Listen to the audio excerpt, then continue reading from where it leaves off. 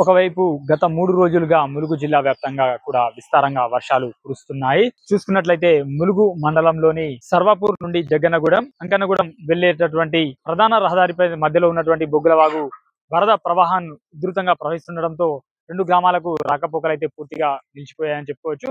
మరోవైపు ఇటు ములుగు జిల్లా కేంద్రం నుండి బండారపల్లి మీదుగా పాపాయపల్లి, నర్సాపూర్, కేశాపూర్ వెళ్లే రహదారి మధ్యలో ఉన్నటువంటి రాళ్లవాగు కూడా సైతం గత వర్షాలకే ఇప్పటికే ఆ యొక్క మధ్యలో ఉన్నటువంటి ఏదైతే రాళ్లవాగు ఉందో అది మొత్తంగా కూడా రోడ్డు ధ్వంసమైంది.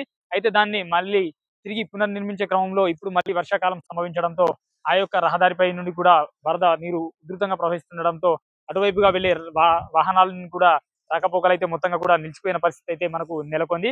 ఇదే విధంగా ములుగు జిల్లా కేంద్రంలో ఉన్నటువంటి డిఎల్ఆర్ ఫంక్షన్ హాల్ మరియు కోర్టు వద్ద ఉన్నటువంటి ఆ యొక్క జాతీయ రహదారి 163పై కూడా వరద నీరు భారీగా కూడా రోడ్డు పైనుండే చెరువును తలపించేలాగా ప్రవహిస్తుందని చెప్పుకోవచ్చు.